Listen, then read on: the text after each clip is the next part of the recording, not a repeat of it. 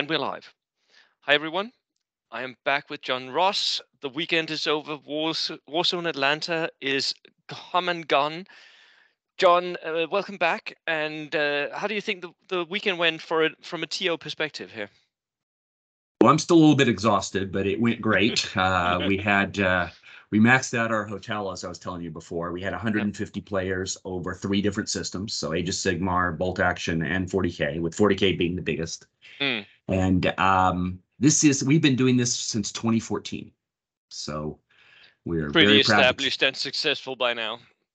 Well, so the last 2 years is the first time we expanded outside of 40K and bringing in more systems, and that was a good test for us. And now we know we can do that. So hopefully in the future we'll add a few more game systems, and it'll become more convention-y and less just a 40K grand tournament, which is what the original was. But it's fun to see it moving along so fast. And we were worried this year because Games Workshop ran their big event with the competitive tournament and their narrative tournament 2 weeks ago.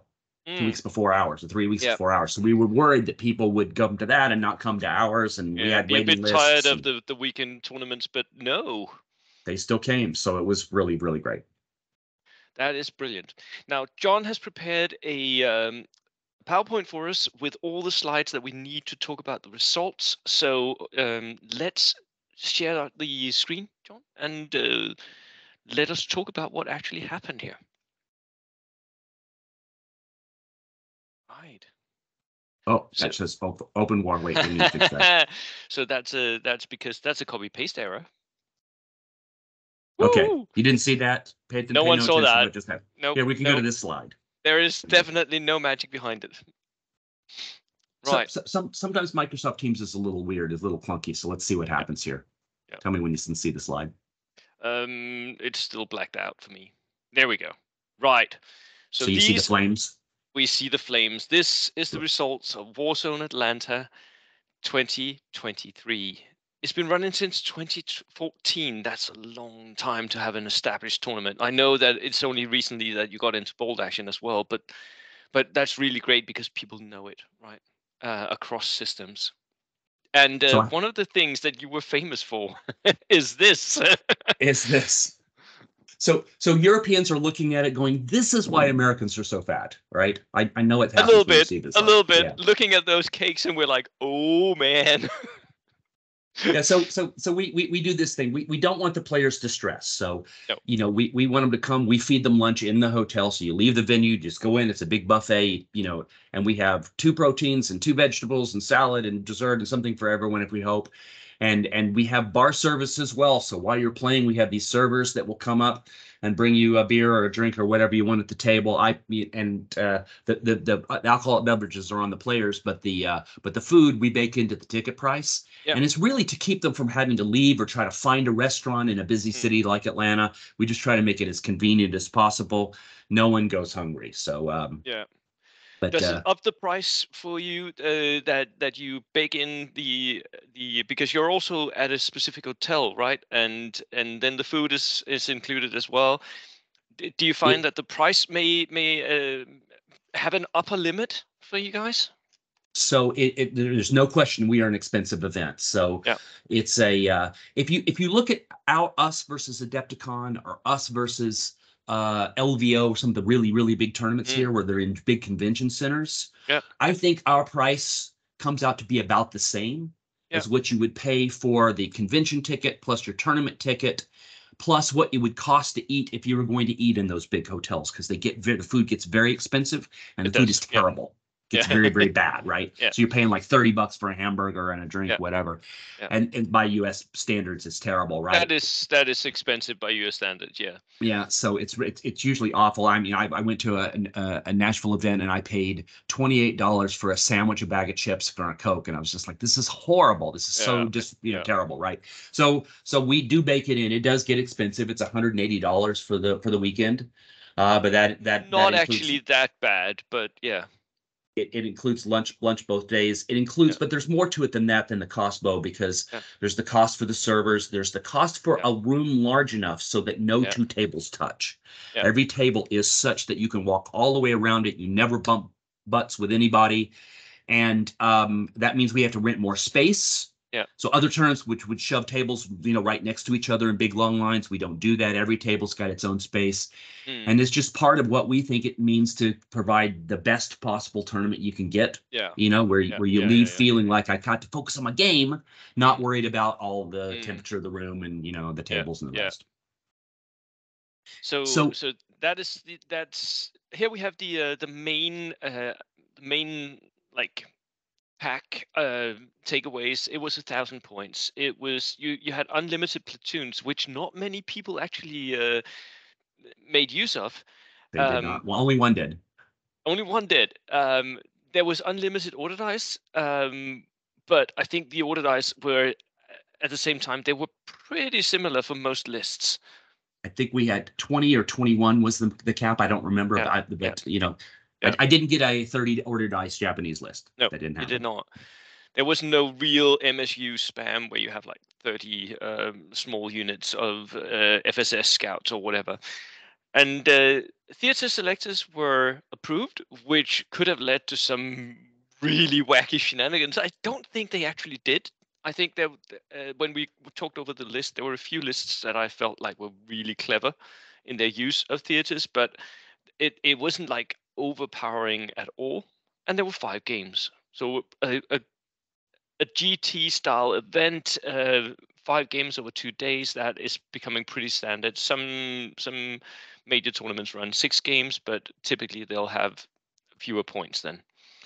But we did a 3-round 500-point recon event the day before just to get Yeah, people's kind of blood warming, and about yeah, half the players, well, more than half, participated in it. But mm. 8 games over 2 days, that's my That- limit. yeah. That is I the upper couldn't take limit for another. anyone. Yeah, Yeah. yeah. So we do 3-hour rounds for this, Mm? so that people can play at a relaxed pace, and also so that at the end of it you don't have that thing where someone's scrambling and they're trying to go Yeah, overtime. The rest we yeah. start on time, we end on time. It's really, really important to do that so that players can go to the next day, game and focus. That So also limits with having a full 3-hour games, which I think is where you should start with most tournaments, right? um, Having those full 3-hour games means that people are less likely to start doing shenanigans like slow playing, yeah. because you have the time. You don't need to start playing the time and the clock. Just play the game instead, right? Because But everyone's getting their turn. in the U.S., because of the large travel distances, Yeah, you'll get we got players from all over West Virginia and yeah, Indianapolis and the Northeast. We had a player from Maine, right? So yeah. some people got on airplanes and flew or drove very long distances to get here, Yeah. and that is unusual. Most of the time, these tournaments pull within their region, Mm, but the 3-hour game limit allows us to bring in more beginner players as well. it does. Yeah. So you get a mix. So a lot of the locals, a Mm, lot of the locals are not tournament players; they're yeah. beginners. And we had some top tier players that came as well, and so you get that mix of it. So Mm, 3 hours should allow those beginners to figure out the game, and hopefully by day 2 they're doing better than yeah. they were doing on day 1, and they picked up the Yeah. pace and the rest of it. Yeah. Yeah, it's important. It is. Uh, There were special rules. Do you wanna talk us through what the special rules were and what it actually did to the tournament here? Yeah, so in order to prevent the kind of net list spam you will see if you allow people to bring a lot of things, I had a limit on flamethrowers, limit on tanks with more than 2 MGs, and limit of 0 to 2 on Gurkhas. And then we did limit of 0 to 3 on MMG teams because we followed there's a lot of tournaments out there doing this where an Yeah, MMG team, not the vehicle, yeah, causes an auto pin when you yeah. target, and it does a second. So, and we did have one player brought 3 MMGs, Yes. and I tell you, it didn't break the tournament. No one was, panicking. It was just totally fine. And then we had some armored transports show up this time, which was good. And the special rule there is they don't take pens from small arms fire. So finally, you see some tables with these iconic World War II weapons on them that you Yeah. wouldn't see if you didn't have those 2 rules. I really don't like the comp. I try to keep it as limited as possible. Question for you, Bo. Yeah. If you went to a tournament and they allowed special characters, would the world end? Would it be a disaster? I don't think it would. I think it would allow you to bring at least some things that you would normally not see. So, for instance, you would maybe go and get yourself some tank aces from the Germans, which would allow you to field a Panther or Tiger or what have you. Um, there are some of the special characters that are really good, but for me, no, I don't think the world would actually end allowing special characters. You? I'm toying with the idea of doing next year. The idea here is, it's more fun to play with your toys. It Let is. people bring their toys and let them play them. And you see a tournament like this, and when you see the best general list, I mean, it's a very good British list, Mm, but there's nothing crazy in it. yeah. And when you look at the tournament results, the people who did well were people who played their army as well. It wasn't as a consequence of the list. And I think there's so much emotion about, oh, if you go up outside of a generic platoon, somehow the Yeah. world's going to come crashing down. I'm Yeah. inclined to allow special characters next year. They're so expensive Yeah. that I think I just, what, I'll tell you, I just want to see Wojciech the bear on a table. That's what Yeah. I want. Yeah. I have a player who actually has the model and uses it as an ammo bear in his heavy Yeah. howitzer. So he brings the ammo for the howitzer, but that's it I, because just I, he wanted that bear on the table. I think someone did the same thing at our event. Yeah, I know, Yeah. I know. You got, Yeah. hey, we're playing with toy soldiers. Let's have some Yeah. fun. So Yeah. here's the list, and here's the overall scores. Now, in my overall, this isn't just battle points. Overall does include painting and sportsmanship. Yes. And so sportsmanship very, very important. So everyone starts with perfect sportsmanship, and you can lose it. We didn't have anybody lose a sportsmanship score this year, so that's great, right? That's what you want. But we had some beautifully painted armies as well. So this is overall winner, and you can see Sean Ledford there Yeah. with overall, and Joe Lent who came in. He almost beat Sean could Mm. have gotten both best general and overall. It just came down to the very, Ooh, very that final game. close. Ooh. Yeah, and so Did the two we'll be did the two actually get to play each other, or didn't they face each other during the weekend? Do you know? I don't think that they did not face each other. That So is we one had of the few things that really bugged me about having a six, Swiss five games. draw and 5 games. The Yeah. two players who finished first and second often haven't played each other, which really sucks because sometimes it's that close that one guy could actually maybe have clawed a victory by just winning the last game, but he didn't get the chance. So, but yeah, So well, if you strip out sportsmanship, I mean, the yeah, not sportsmanship ended up being a non-issue this year, but mm, pain, if you strip it out, and you just look at battle points, Joe came in first and Sean, so they both won, and they yeah, both won major awards. Um, the but the it was that photographer, close. Yeah. yeah, the photographer took my trophies and photoed the photoed them, and then one of them didn't return, so I have to mail Joe his trophy. I feel so terrible, but both of them won major awards, and they both did well. But I had Mm, four players, those four top players. Any one of them could have pulled it out in the final game, yeah. and they were both playing on tables right next to each other. So I knew how tense it was. I'm not sure they did. I'm not sure they understand fully what the opportunity for all of them. So this is going to reveal something. So in the past, I've done overall and best general, and then you do Yeah. best axis Yeah. and best allied. But it Yeah. was you can see green is allied, Yeah. and we had so many allied players and so few axis players. In the future, I'm going to have to do just first, second, and third, because Yeah. if you get something lopsided like this, it ends up being, It yeah. Um, but I think that was down to the pack. Once you had multiple platoons, once you had we know by now that the Soviets and the Brits are going to be the most chosen armies. Americans for the US is yeah. also going to be so we're going to see a lot of these allied armies. Germans, Finns, Italians, maybe in the future, but right now, not really. Yeah. So We only had one German list that took advantage of the new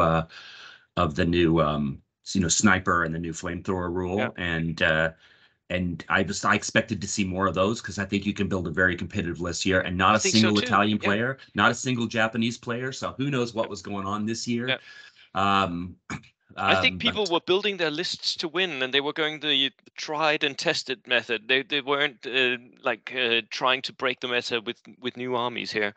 It certainly seems that way, just looking at the nations again here. That was what they were doing.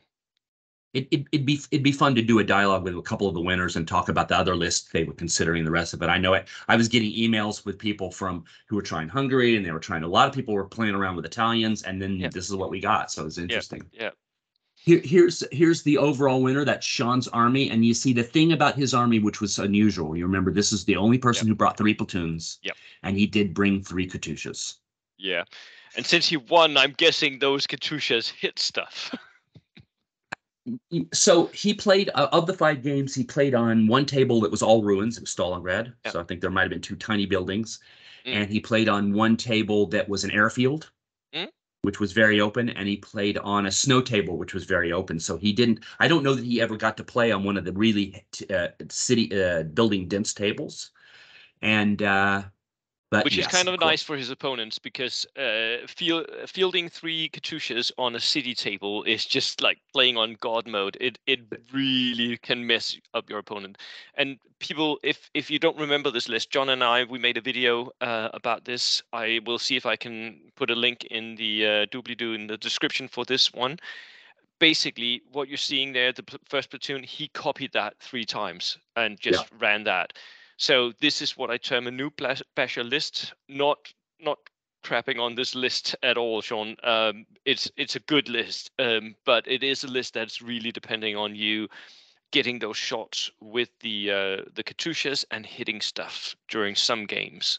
I think the BA-20s with flamethrowers were really key to really this. Yeah. So look, listen, Sean's a very good player, and he's a very good friend of mine, and you can bash on him all you want. Totally fine. I won't, because I've seen other really good players bring lists like this to tournaments and not do well. So it's hit and miss.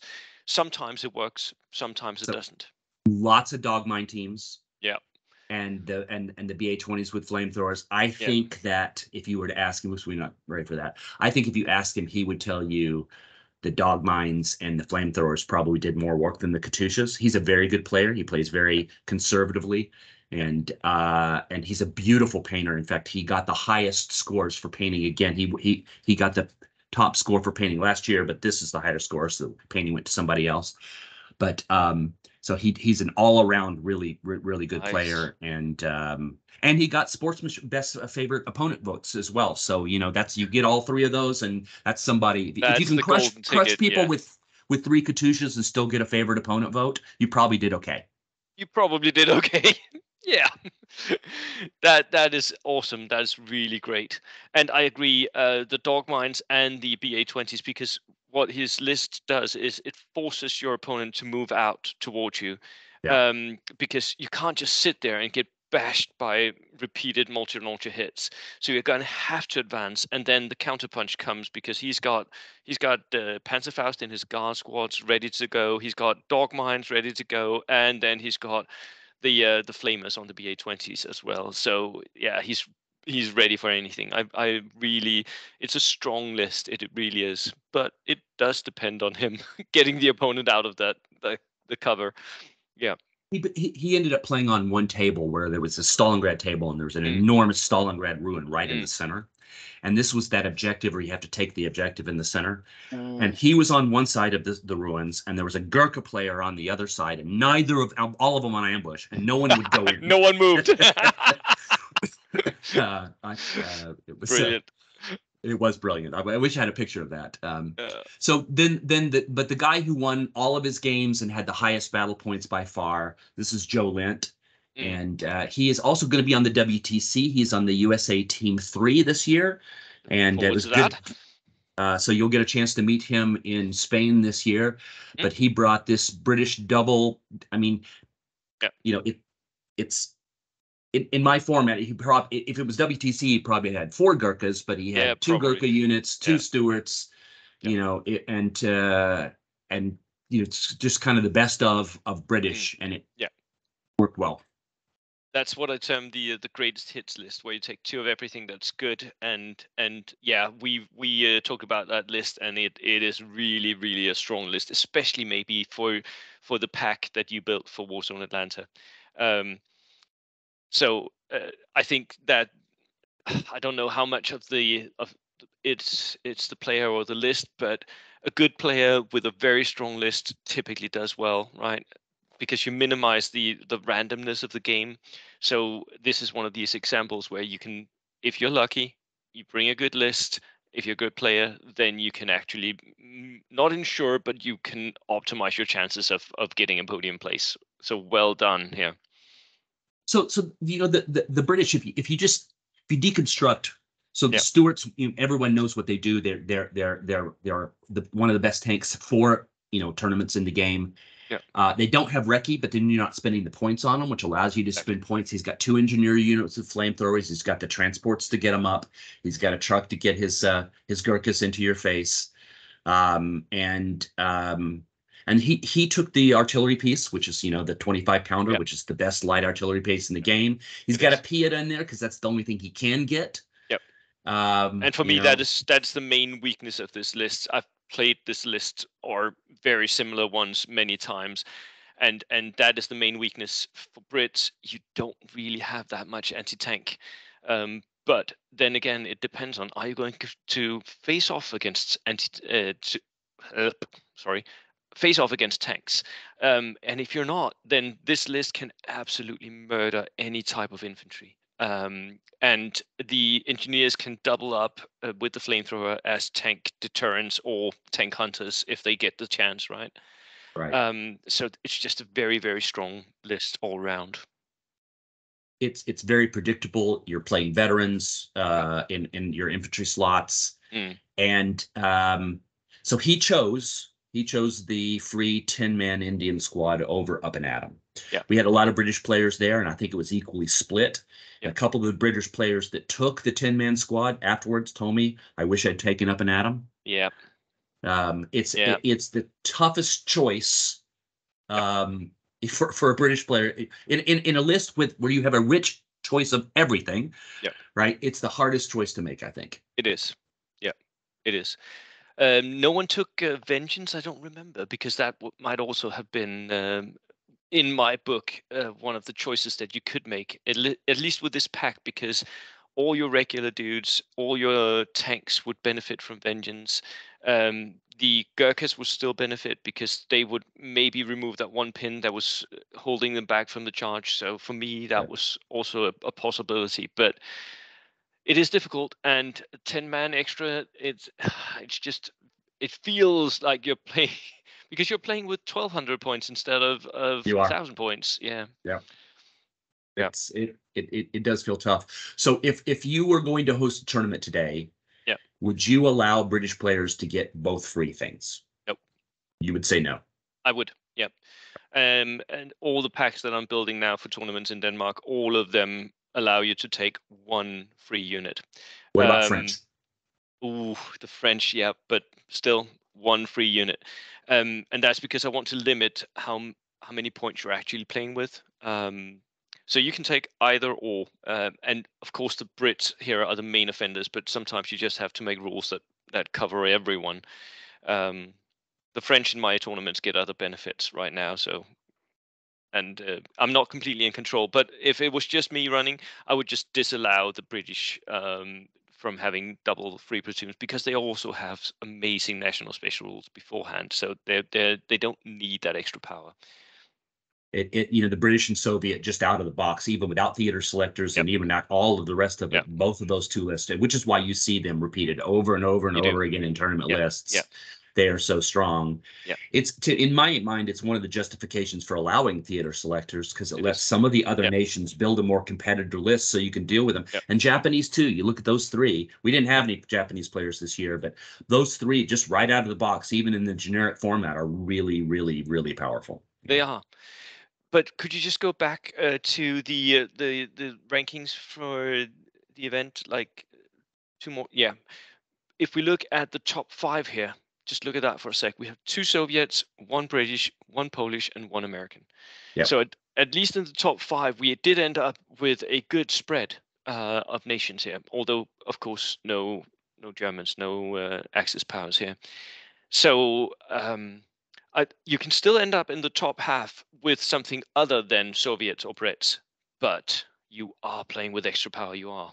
I think Ryan's the classic example. So Ryan was our winner last year, and he's been a WTC player. And when you look at Ryan's lists, Nobody's going to look at his list and run away, afraid. He had a Chaffee and his steward. He had an engineer squad in a truck, but otherwise it's just a bunch of guys. It's your what do you call it? A skirmish, American skirmish It's army. an American skirmish list for me, yeah, and And it's so, one of the best American skirmish builds as well, and we are seeing a lot of these American skirmish builds doing really well. I mean, Danny, the Dutch team captain, he has won 2 of the major tournaments in Denmark this last year using American skirmishes. So and Ryan won last year and he came 5th this year. So I know Ryan was not happy that he didn't get a podium place, but he did really well.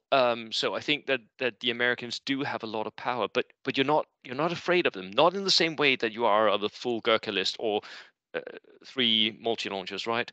What would you rather face personally, John?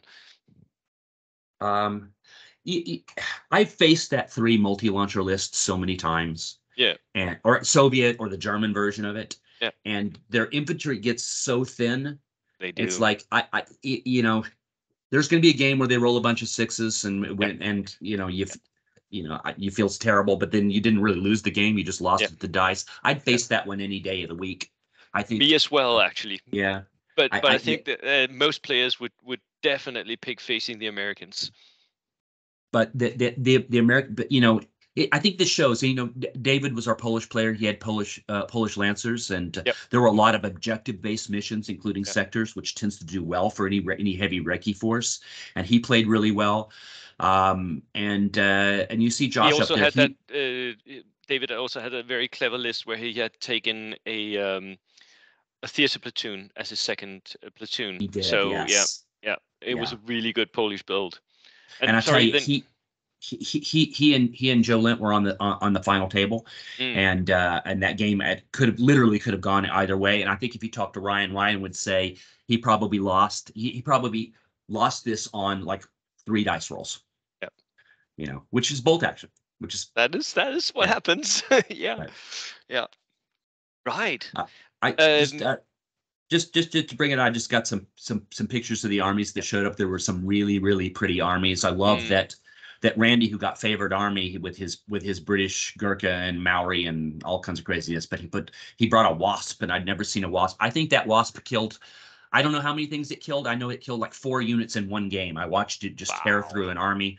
I wow. wouldn't have expected it to be that good, but it certainly was. Yeah. It was really cool. We had there's another Soviet list. Mm, Uh, I love that we had a young man. He brought a tiger and the Africa Corps Kuba wagon, mm. clown car show, and he did not do very well, but he did get the Bullet Magnet Award. I think he had 55 kills over the weekend, and he's the same young man who got the award last year for the most Nice. deaths.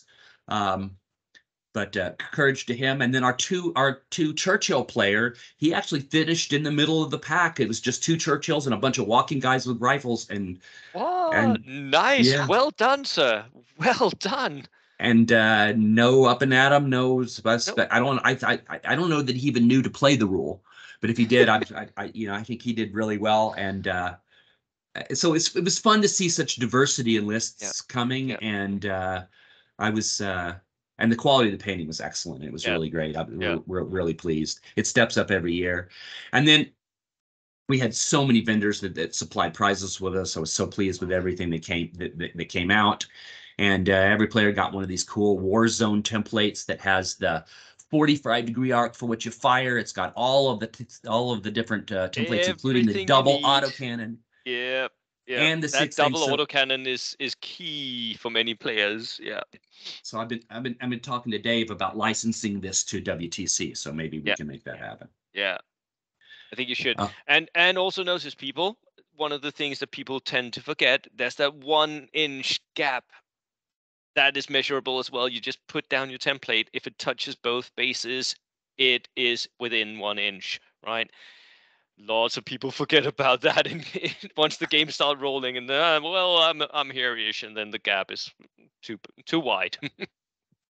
so I thought maybe we could talk about. Let me stop sharing here. Yep. So um, did it do it? Yeah. Okay. I during a tournament, if you're the judge, right, you get called Yeah, over for questions, right? you do. And you get Yeah. the same questions over and over and over and over and over again. When your tournaments, what do you say would think the top one or two or three topics or that you get questions about are? Mostly, can my unit see that one? Line of That sight. is like top one, absolutely. Because and that's down to players not wanting to roll off for Yeah. vision, basically. Yeah. Um, because I mean, one player really wants his tank not to be hit by that Panzerfaust. The other player really wants to be able to shoot it. So the TO being called over to settle that 50-50 dispute, that happens quite a lot. You? So buildings. Yeah. Questions on buildings over and over and over Yeah. again. Can I assault out of a building? Yeah. Can I run up to the second floor? How do you play the flat roof? How many Yeah. people can shoot off of a flat roof? And then massive confusion on HE fire against buildings. Yeah. Because the rules in the rule book were changed early on, but those rules are only in the FAQ. And Yeah. so the fact that the building rules are in two separate places causes all kinds of, and my boards, a lot of them have a lot of buildings. So Mm. building questions over and over and over again, certainly line of sight. And is it really true that I can't charge with, that I can't move through this gap because because of the 1 inch rule? Yeah. Yeah. For me, second to that is and that's because of the way the charge rules are written. Is it really true that I can be charged 12 inches by that unit? Yeah. That also that happens quite a lot. Um, but and buildings is confusing. I think if we get a V3, and I am hearing rumors, small rumors, but they are there. Uh, I think one of the things that they really need to clear out is the terrain rules. That needs a basic workover from someone who plays a lot of games. And then we can standardize everything. I think that would be beneficial for the game. Well, Bo, I've done a full tutorial on Yeah, buildings, I and know. maybe on another future video, you and I can do those together. It's got pictures and Yeah, explains, if you put your howitzer in the building, can you turn? No, you cannot. And all these no, kinds of yeah, issues with it. And even really really basic rules that a lot of people wouldn't know, like the fact that you set your sniper up in a building, you can punch a hole through it if you deploy in that building and can. create your own entrance. And the fact that buildings are also abstract, because Yeah, it does feel weird. You run into a yeah. long church on one end and you It can run teleport to out the the other, the and that and does that feel makes no weird. So sense. But yeah, they are an abstract. It's because they, in some respects, they work like transports, right? In that you can run in and out of a transport, and you can run from any place on the vehicle because you can basically jump off the fender yeah. from Yes. your truck, which makes no sense because the exit point is there by the end of the truck, but you can. So yeah, I there's a lot of abstraction. I'd submit the buildings work like vehicles should, because the officer can yell out Yeah. and you can fire out of the windows, out of the ports, which is like what an armored transport was designed for. So Yeah. it and if they standardize vehicles and buildings together, you'd end up with and also how Rules stupid that it is that work. Yeah. yeah, that you can't put your officer in the building with your own dude, so Yeah. with Yeah. your own squad. So dumb. So I agree with you. I hope we will see a revision soon. Yeah. So what's on for next year, John? So I'd like to do a team tournament and maybe an Yep. off cycle one. And maybe in the 4-person style of WTC, because there's no equivalent to that here in the US for bolt action. Yep. And there's the ATC tournament for 40K and for fantasy, and that happens not too far from up in Chattanooga, Tennessee area every year. And so why not host a version of that here? And then next year for this event, see if we can't. So on the Friday night we did a recon event. Maybe we'll add a fun narrative style with kind of random things that happen on the table, and It's always who good knows. to have something going on Friday when people are traveling in from abroad or like further afield, out of state, that they have something to do, meet up with people, not just hang out in the bar of the of the hotel, right? So sounds great. For me, Warzone Atlanta is still on my to-do list. But again, have you need to get all you need to have the finances to go abroad. I really appreciate that you guys have found so much time and effort and to bring over families to go to the tournaments here in Europe. But more Europeans need to go the other way, I think, as well. Well, I think it's time. So I'm bringing 12 Americans to WTC. We'll have 3 full teams. Yeah, How that's a miraculous, right? that is Um, miraculous. That is to, so to amazing. Yeah, to the WTC. And if I could have done the World Open War, that was the one yeah, recently. If I could have figured out a way to do that, I would probably could have gotten a team to go there as well. yeah. But it's time for some of you Europeans to come this way. It So is. come to Atlanta. We'll put you up. We'll host you. You'll have a great time. And then afterwards take the family to Disney or something. So or stay here in Atlanta. You go to the Coke Museum. I mentioned it to the wife. My wife is Danish Indian in heritage, but she was born in the U.S. and she was like, "Yeah, I'll go to Atlanta. Definitely go to Atlanta. You go play for a weekend. I'll go sightseeing or shopping or something." So Well, it may not be that difficult to persuade her to go. So on our last video, I asked you, how do you think our lists compared to the Yeah, European meta? And very diplomatically, you said, I think these are very strong. But there was a pause in there that I read to mean, yeah, maybe not as strong as we would see. So I think it's kind of like an open challenge here. You are it Europeans, really you need to seems to come here be. and Yeah. school us on how to play this game. Oh no, more challenges. I failed miserably in the last one, taking a 3 list and not winning my tournament. But I, I uh, I see some juggernauts showing up, some folks from your teams coming, yeah, some of the folks from Wales. They should all come. yeah, yeah, we should.